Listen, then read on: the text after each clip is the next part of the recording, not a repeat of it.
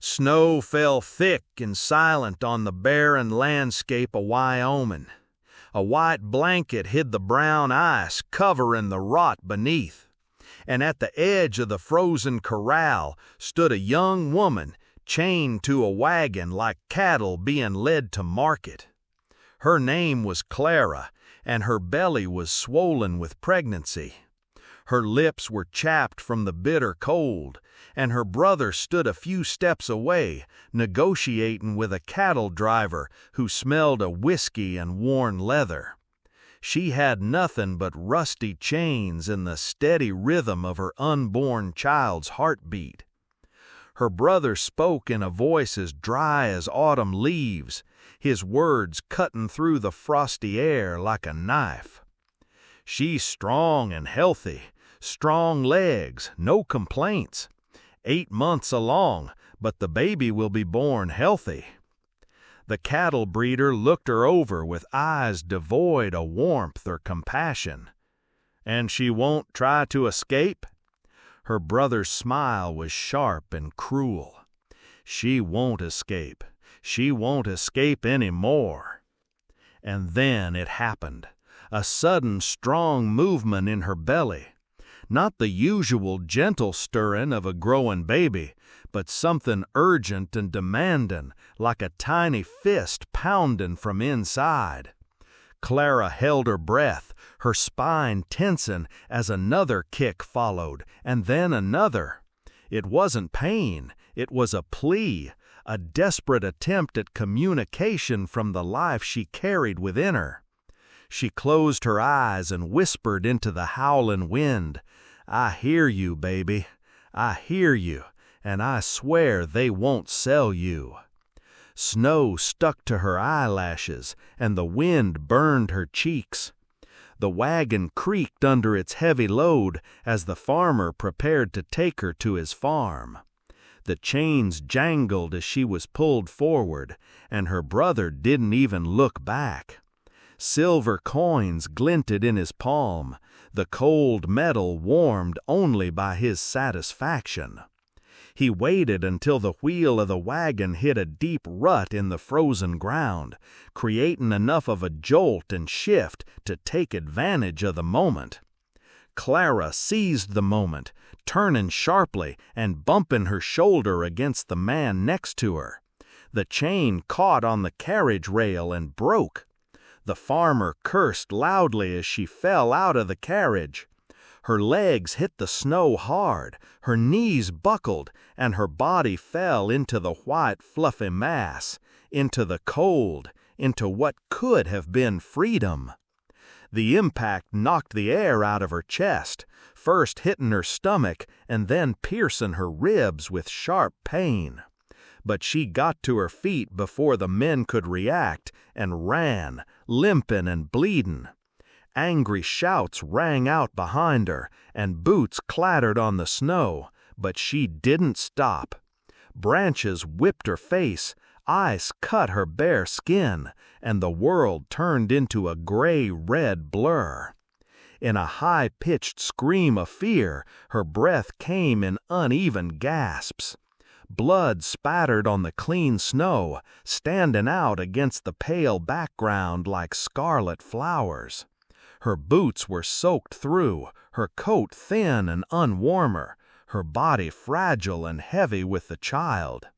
But she ran because another life depended on her, someone who could not be sold at any price. She could feel it, a heartbeat that was not her own, beaten in time with hers like a double drum. The child didn't cry, but she could feel its presence, feel it pushing her forward despite her fear. A voice seemed to whisper to her, "Run, Mom, run." And she ran through pine forests as old as memory itself, past crows that didn't even bother to take flight, over mountain ridges untouched by human feet this winter. Her lungs burned with every breath, her knees screamed in pain, and her hands clutched her stomach protectively like a shield. No one had ever protected her, Not her father, who had died long ago from alcoholism. Not her mother, who had been buried along with her grief. And certainly not her brother, who had just sold her body for money. But she could protect this child, even if it cost her everything. Twilight fell like a heavy curtain, the snow intensified, and the wind howled low and mournful, while the snow behind her kept her secrets. Ahead of her lay either warmth or death. She was ready to accept either, as long as it wasn't captivity. She pressed her hand against her stomach again. The baby was calm now, still trusting her completely. "Hang on, baby," she whispered into the darkness. "Mama isn't done yet." Just after sunset, the wind changed, and Marcus froze with his axe halfway into a pine log. He lowered his head, listening. Years of solitude in the wilderness had sharpened his senses to an almost supernatural degree. The sound was faint, intermittent breathing, and beneath it something quieter but more insistent. He dropped the axe and moved forward quickly. Marcus slipped between the trees, his boots barely crunching on the snow. Years of silence had taught him to move like a shadow. He followed broken branches and traces of blood on the snow. These were not animal tracks. Then he saw her, huddled in the snow like a wounded bird. With one hand she protected her swollen belly, her lips blue from the cold, her hair matted with ice, and blood frozen on her temple. The baby she was carrying was clearly visible, 8 months, maybe more. Her body was hunched over, as if she were trying to protect her unborn child with sheer willpower. She opened her eyes, barely focusing her gaze, but her lips formed one word: "Please." Marcus crouched down, studying her closely, his brow furrowed, not with confusion, but with calculation. Snow had already covered her halfway. Before dawn, she would be found by wolves or taken by the cold. Either way, she would not survive alone. He straightened up, looking around at the surrounding trees. There were tracks from several pairs of boots, heavier than hers, with deep heel prints. People carrying heavy loads, possibly weapons. They would be looking for her. He quickly gathered pine branches and dragged them behind him to cover the bloody trail she had left. He covered her tracks with fresh snow, one by one, carefully concealing the direction in which she had gone. In the bushes behind her, he quickly and quietly set a trap, not for animals, but for people, so that if they followed her tracks, they would return with broken bones. He returned to her. She had stopped shivering, which was a dangerous sign. Marcus took a deep breath, then, without saying a word, bent down and lifted her into his arms. She was light, too light for a woman in her condition, but her breathing was weak and uneven. "Damn it, you fool," he muttered, carrying the freezing woman with a child in her womb. What kind of bastard would leave someone here to die? He adjusted her position against his chest, then moved toward the house. His cabin was half a mile to the east, hidden deep in the evergreen thicket. There was no smoke rising from the chimney. He only lit a fire when absolutely necessary. He hadn't expected to need warmth again this week. When they arrived, he carefully opened the door with his foot, trying not to shake it, and laid her on the bed next to the cold stove. The room smelled of pine resin, old wool, and iron. It was clean but sparsely furnished, with only the bare necessities. Marcus wasted no time in stoking the coals in the stove, adding fresh logs and fanning the fire. The heat began to creep across the floor like a living creature awakening from sleep. He took off her wet boots and placed them by the fireplace, then wrapped her feet in thick fur. Her fingers were icy, and he carefully tucked them under a heavy blanket. Only then did he speak again. "I don't take in strays," he muttered, more to himself than to her. "It's not worth getting used to saving people. But to die there, in my forest, would be a waste of good snow." He sat down opposite her and watched as the color gradually returned to her face. Her breathing became more even, and something resembling peace appeared on her features. He stared at the fire, at the orange and gold tongues of flame licking the iron body of the stove, and remembered another fire many years ago, on another night filled with screams and smoke. The woman was asleep, her lips slightly parted, her hair damp but thawing. Marcus said nothing more, just stared at the fire, glancing from time to time at her belly, not out of curiosity, but out of a sense of responsibility. Whatever she was running from had no place here, and whatever happened next, he would face it calmly, with an axe or fire, because for the first time in many years he had lit a fire not just to survive, but to save another person's life. Clara woke up to the crackling of the flames and the smell of pine smoke. For a moment she forgot where she was. The world seemed quiet, still, and strangely gentle. She blinked, her head resting on a pillow stuffed with straw and old wool.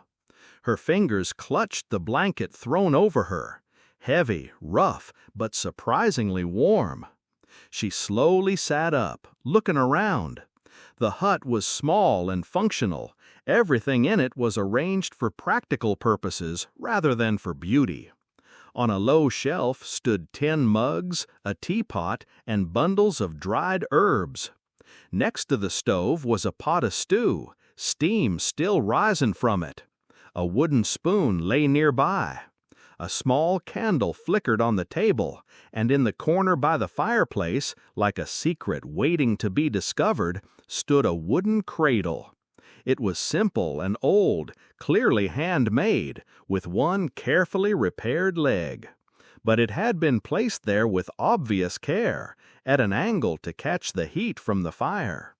Inside, it was lined with a folded blanket. She looked down at her belly, bulging under the borrowed shirt. The baby kicked, a soft, reassuring presence. Marcus was not there, but his care was evident in every rough but kind gesture. Next to the candle lay a wooden comb. She ran her fingers over its smoothly polished back. A leather strap hung by the door, clearly intended for her boots, which were drying nearby. Next to the pot of stew lay a folded piece of paper, with a single line written in uneven handwriting. "Don't burn the stew, and don't lift anything heavy. Your belly is as big as a grain barrel." Clara smiled. It was as unexpected as warmth breaking through the frost.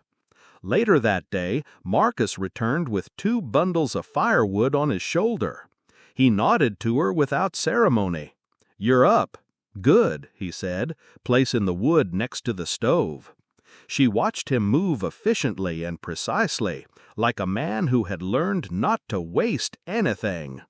He had a thick beard, a flannel shirt with patches on the elbows, and his boots left tracks of snow that melted into slow puddles on the wooden floor. "I don't know how to thank you," she said quietly. "Don't do anything to thank me," he muttered, taking off his gloves. "You just needed to warm up, that's all." She nodded, watching him lift the pot of stew, sniff it, and add salt. "Eat while it's hot." When she reached for a bowl, he stopped her. "Not that one, the blue one. This one is lighter and more comfortable." Clara blinked in surprise. "You thought of everything, didn't you?" He grumbled as he ladled the soup into her bowl. She sat down at the small table and began to eat slowly, the warmth filling her chest and stomach like something sacred. Marcus didn't sit down, but paced around the room, checking the shutters, adjusting the fire, not stopping for a moment. As her gaze wandered around the hut, something on the mantelpiece caught her attention. It was a carved frame, rough but elegant, clearly handmade. There was no photograph inside, only a name engraved in flowing handwriting, Sarah. She looked up. "Your daughter?" Marcus froze, clenching his jaw, then replied, "Yes, she's gone. She left a long time ago." He fell silent, his voice growing quieter. "The fire destroyed our home. She couldn't stay after that." Clara's hands froze over the bowl. "I'm so sorry." He nodded. "Me too." She slowly stood up and walked over to the cradle by the fireplace, running her hand along its edge. Was this hers? Yes. A silence fell between them, not heavy, but vast, like a canyon echoing with old sorrow. "I'm afraid for mine," Clara whispered, "and she's not even born yet." Marcus turned away. The days began to follow the same pattern. Clara learned her way around the hut like the back of her hand, knew where the floorboards creaked, which logs burned the longest, and how to make tea from a jar of dried herbs standing on the stove. Her body ached from the weight she carried, but the silence no longer frightened her. It enveloped her like an old wool coat, safe and familiar. Marcus lived each day as a man only half attached to this world. He didn't go with the flow, but he noticed everything. When her knife became dull, he sharpened it. When the teapot became stained, he cleaned it with salt and vinegar. When the door hinge began to squeak, he suddenly replaced it with a silent one. But he still spoke little. Now the door won't slam. The wind won't open it. Don't leave the pot of stew empty. The bears might smell it. Don't thank me. I don't like being in your debt. Clara watched him from the corner of her eye, fascinated by how each kind word was wrapped in a rough shell. Once she tried to express her gratitude over tea. "I'm not used to this," she said, "to people doing things for me." Marcus, without looking up from his work, replied, "I'm not a person." That night, the sky turned the color of iron. The wind howled against the walls of the hut, and Clara felt the baby stir restlessly in her belly. She was sitting in a chair by the fireplace, mending the hem of a borrowed scarf, when she heard it. A sound that did not belong there. Hooves, faint and distant at first, but growing closer. Clara rushed to the window, but saw only black trees and snow. Marcus was instantly by her side, silent, asking no questions. He pulled her to her feet and quickly led her to the far end of the hut. He pressed a panel on the back wall, and it swung open, revealing a small shelter under the eaves. "In here," he said sharply. "Take the blanket. Crouch down."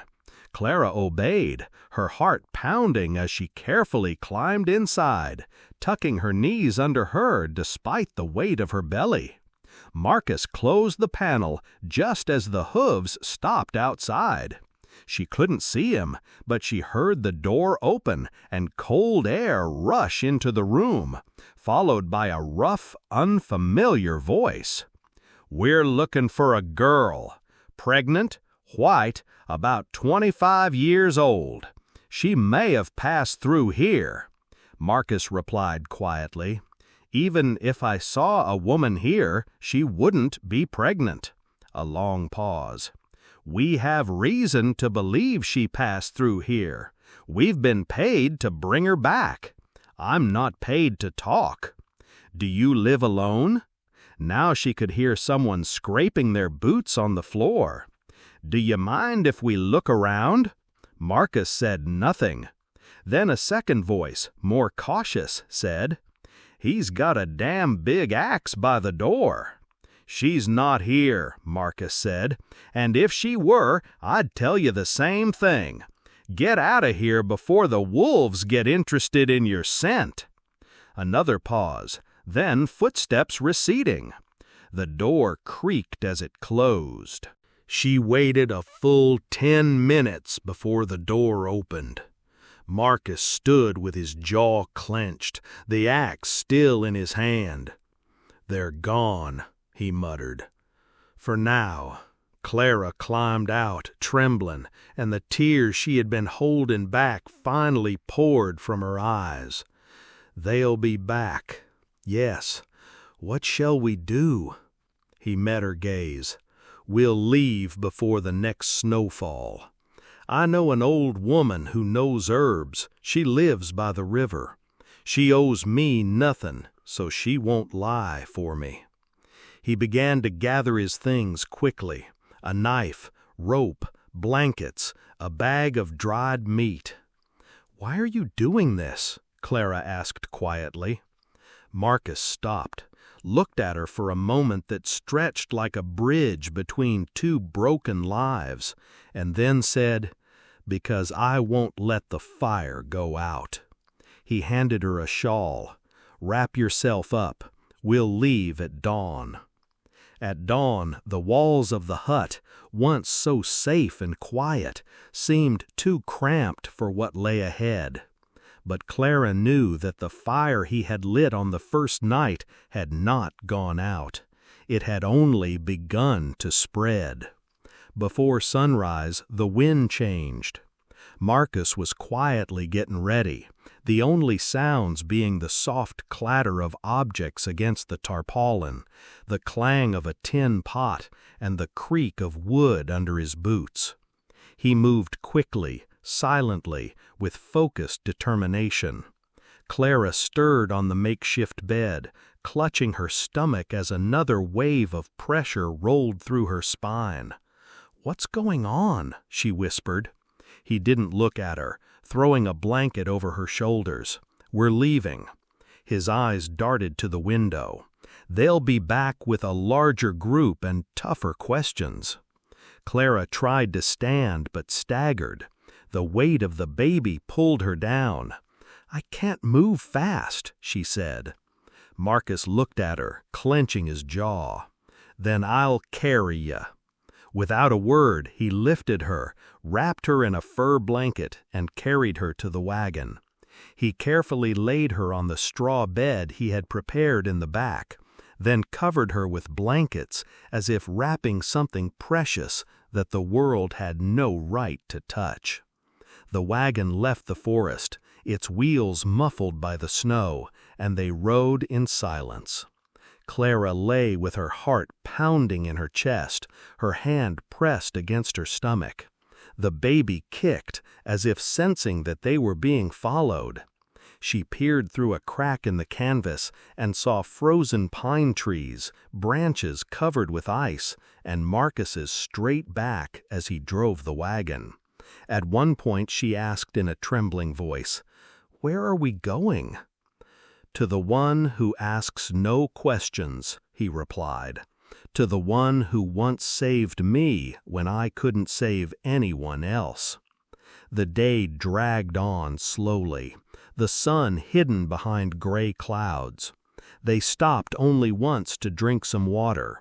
Marcus brought her the flask, helped her sit down, said nothing when she began to shiver, only wrapped her more tightly in the blanket and drove on. By evening, the forest thinned out, and a stone chimney appeared behind a hill, from which smoke rose lazily. By the river, surrounded by bushes and willows, stood a small hut. An old woman came out of the doorway, as if she knew they were coming. She was small but straight, with eyes as sharp as flint. "You've brought trouble with you," she said to Marcus. He nodded. "And fire that needs to be kept burning."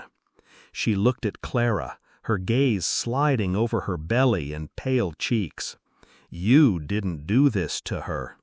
"No, but now I have to protect her." The woman stepped aside. "Come in." The hut was warmer than it had seemed from outside. Dried herbs hung from the beams, and a stew bubbled quietly on the hearth. The woman carefully but confidently laid Clara on the bed by the fire. "She'll be here soon," she said. "The baby wants to come out." Marcus stood nearby, his arms crossed, his expression unreadable. "They'll find us," Clara said. "They'll try," the woman replied, "but this is my land, and I see the traces of guilt long before the guilty appear." She handed Marcus a hot rag. "Boil some more." "Maybe she went the other way," one muttered. The old woman smiled coldly. They turned and left, muttering, their boots crunching in the snow. Clara watched from the shadows, her heart beating not with fear, but with something else entirely. That night, lying by the fireplace, she whispered to the child in her womb. "He stood like a mountain," she said, "and they crumbled to dust." Outside, under the moon, Marcus stood silent and motionless like a stone. The wind howled like a crying woman, penetrating the cracks in the old stone house, touching the floor with icy fingers and knocking on the shutters like ghostly knuckles. But inside, a bright fire burned, casting a wild golden light on the thick beams and old shelves filled with jars of herbs, dust, and stories. Clara lay on the bed, her knees pulled up, breathing unevenly, sweat mixing with tears on her forehead. She couldn't remember the last time she had cried. Her hands clutched the woolen blanket beneath her like a rope, preventing her from sinking into something vast and dark. Marcus stood nearby, motionless and pale, his shirt damp with sweat, his knuckles white from clenching the cloth bowl. "I don't know how," he began, but the old woman cut him off with a sharp glance. "You hold trees standin' in storms. You keep fires burnin' in broken stoves. You chase wolves away from those who need protecting," she said, placing her hand on his chest. "Tonight, you will protect her." He nodded silently, then knelt down beside Clara. "I'm here," he said. That was all he could say. Clara clenched her teeth, enduring another contraction. The old woman worked quietly and precisely, her hands steady, whispering in a language none of them understood, laying out cloths and herbs, checking the baby's position, watching the water boiling on the hearth. The wind howled even louder, banging against the windows.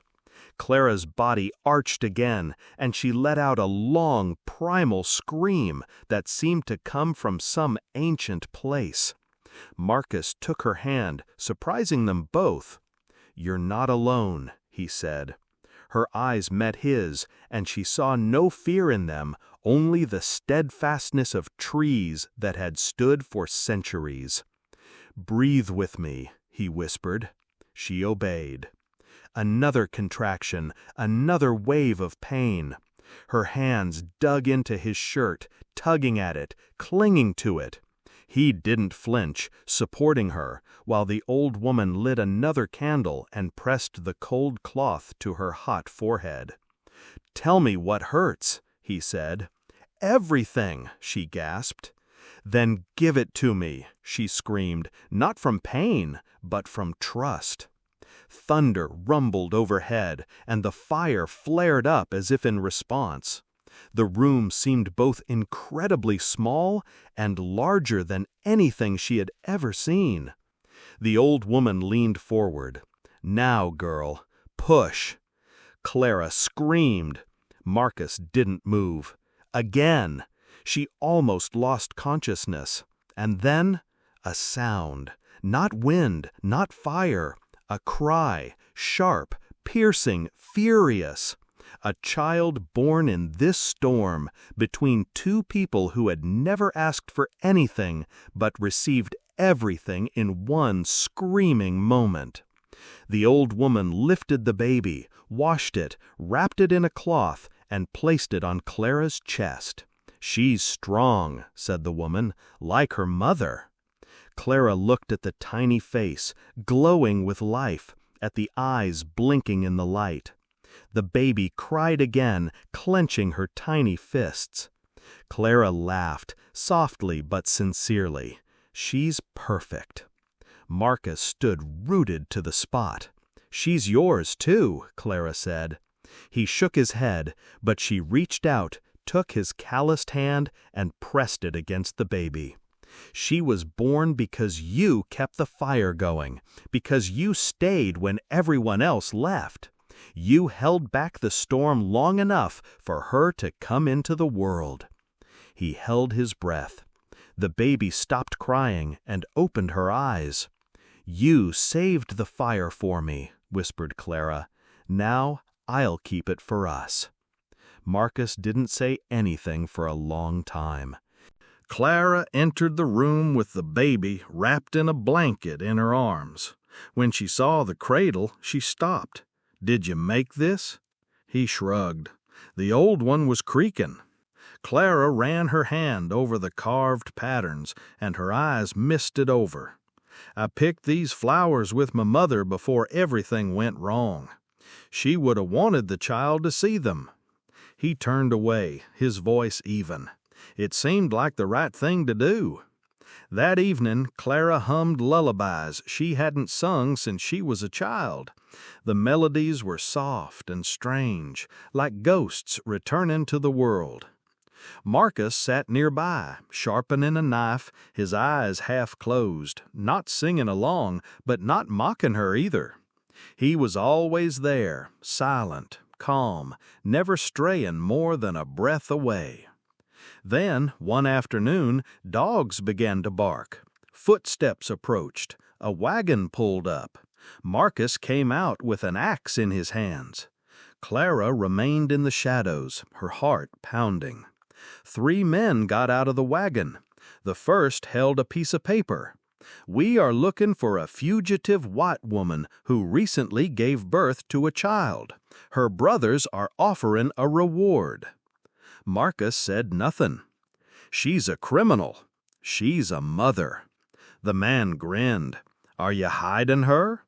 Marcus slowly raised the axe. "Do you want her?" he asked. "You'll have to kill me first."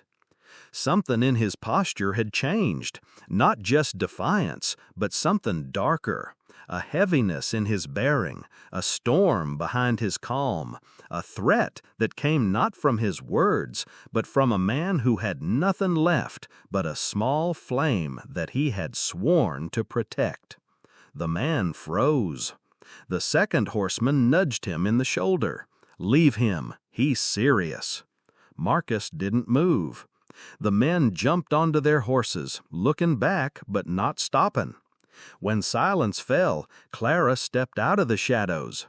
She held her daughter close, staring at Marcus, staring intently at his worn features, his threadbare coat, his calloused hands still clenching the axe handle, his eyes neither cruel nor soft, but burning with something no man had ever shown her before: devotion.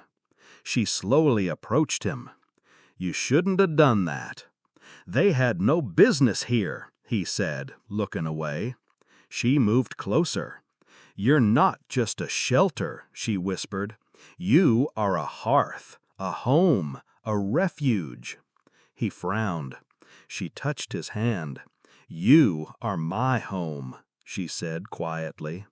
Spring had melted the last of the snow.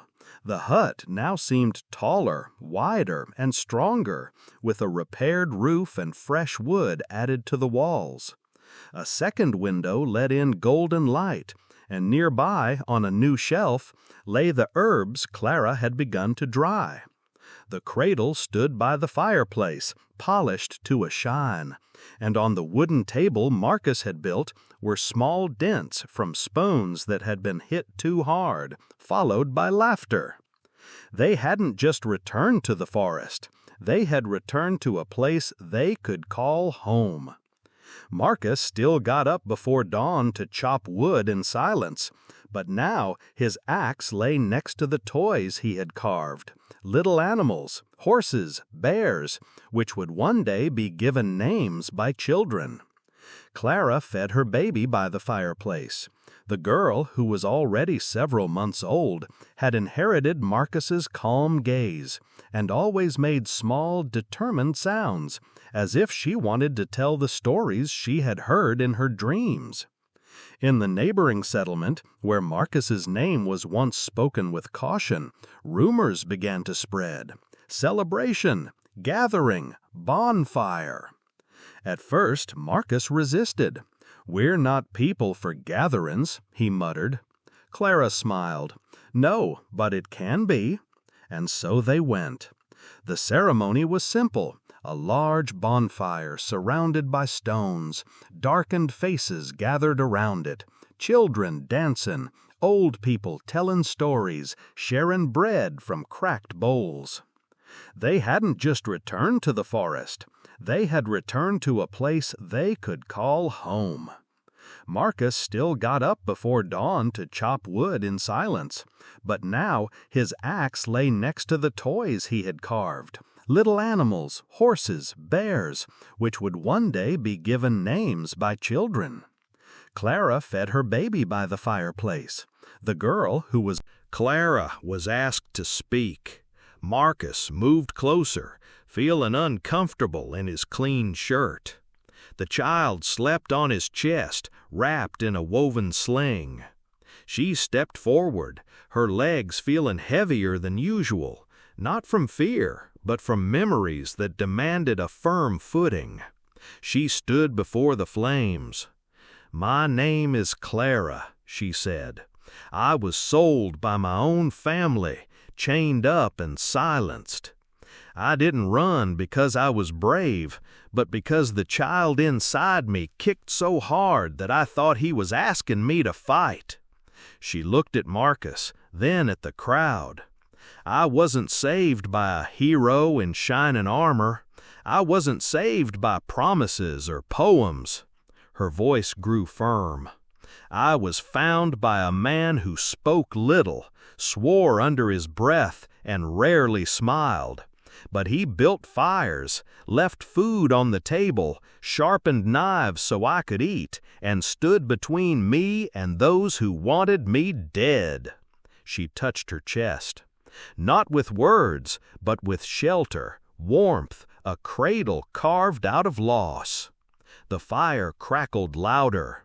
"He never once told me I was safe. He just did it." There was silence. She stepped back, and Marcus rose silently.